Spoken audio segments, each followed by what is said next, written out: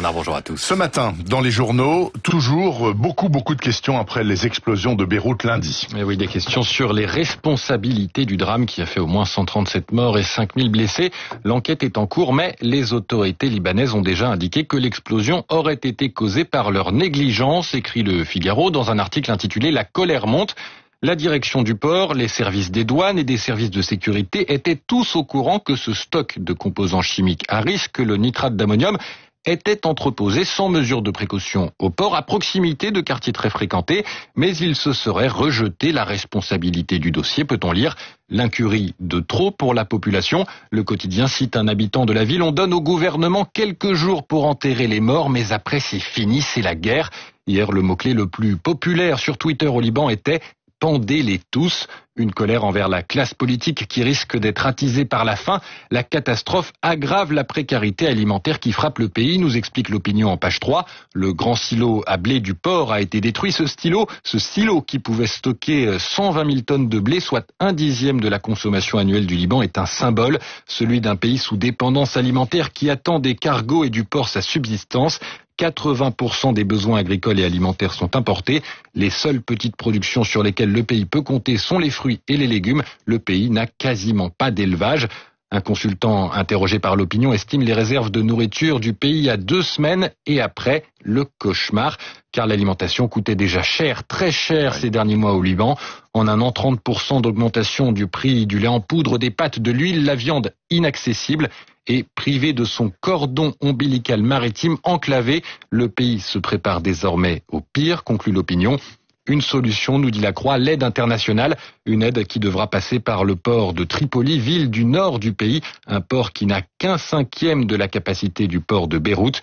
L'avenir s'annonce donc sombre, mais la Croix espère que cette catastrophe sera un sursaut qui permettra enfin la mise en œuvre des réformes structurelles nécessaires au Liban. Autre question que se posent ce matin les journaux, Augustin, et chez nous, quid ? Et chez nous, il y a eu l'explosion de l'usine AZF de Toulouse en 2001, 31 morts. Plusieurs journaux refont le récit de la catastrophe ce matin, épisode dramatique d'une longue liste d'accidents impliquant le nitrate d'ammonium. Sud-Ouest et le Parisien aujourd'hui en France la font, cette liste. En Allemagne, en 1921, 561 morts. En avril 1947, au Texas, explosion d'un cargo français, 581 morts. En juillet de la même année, à Brest, autre explosion de cargo, 33 morts, etc., etc. Et alors que la France est toujours grosse consommatrice de ce produit qui sert à fabriquer des engrais et que toute la côte ouest de notre pays est sillonnée de porte-conteneurs qui en transportent, les leçons d'AZF ont été tirées, assure aux Parisiens une responsable de l'Institut national de l'environnement industriel et des risques. Pas de risque justement pour que l'histoire se répète. Les protocoles ont été revus et les installations qui stockent une certaine quantité du produit sont classées Seveso. Mais, souvenez-vous, l'usine Lubrizol de Rouen, elle aussi, était classée Seveso, ce qui n'a pas empêché son incendie en septembre de l'année dernière. C'est ce que fait remarquer la porte-parole de l'ONG Les Amis de la Terre qui ajoute « Cette réglementation très stricte sur le papier n'est pas respectée par les industriels et l'État est laxiste ». Et de citer l'exemple de l'entreprise Yara qui a fait l'objet de 9 mises en demeure depuis 2015.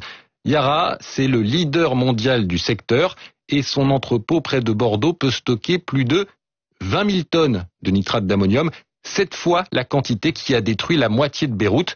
Ça fait froid dans le dos, surtout que Sud-Ouest nous donne un exemple de ces dysfonctionnements. Au début des années 2010, l'entreprise Yara donc veut expédier la production de son usine du Béarn par le port de Bayonne plutôt que par la Méditerranée. Les élus s'y opposent, on leur promet que les sacs d'engrais passeront directement du train au bateau sans stockage au sol. Promesse non tenue, comme le raconte l'actuel maire d'Anglette, Claude Olive. On s'est aperçu que les wagons de nitrate étaient restés stationnés toute une nuit chez nous.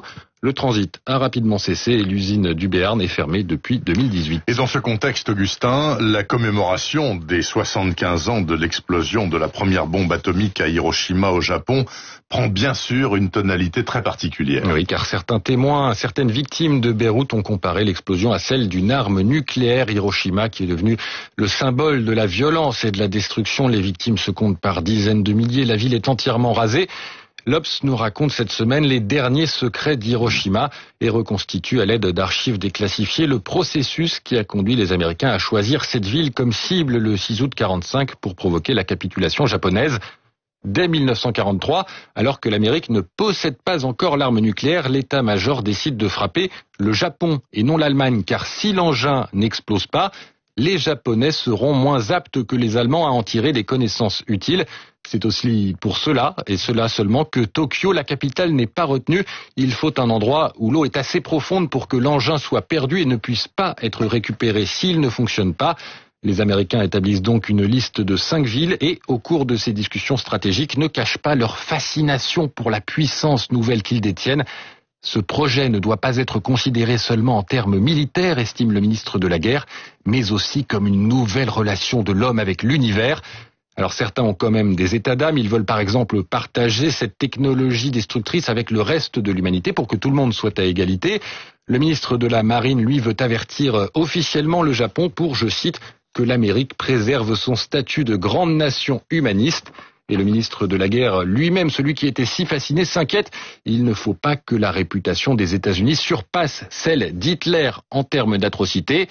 Tous ces atermoiements auront des résultats. Kyoto, qui était numéro 1 sur la liste, est écarté. Il s'agit de préserver son patrimoine. Et c'est finalement le numéro 2 sur la liste, Hiroshima, qui est choisi. Après l'explosion, le général qui a supervisé l'opération en fait un descriptif presque lyrique évoquant des nuages violets et des flammes tourbillonnant vers le ciel. Les États-Unis recommencent le 9 à Nagasaki, le 15 l'empereur capitule.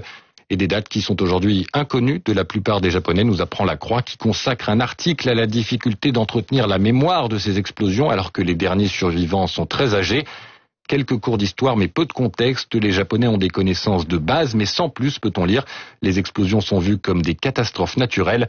La petite fille d'une survivante s'inquiète. Nos voix sont petites, mais il faut continuer à parler, sinon la tragédie se répétera un jour. Absolument, c'est exactement le même principe que pour la Shoah. Merci beaucoup Augustin pour cette revue de presse. Demain, une autre, sans faute, vendredi. Il est 8h39, presque 40 d'ailleurs sur Radio Classique. À tout de suite pour les esprits libres de cette antenne, juste après ceci.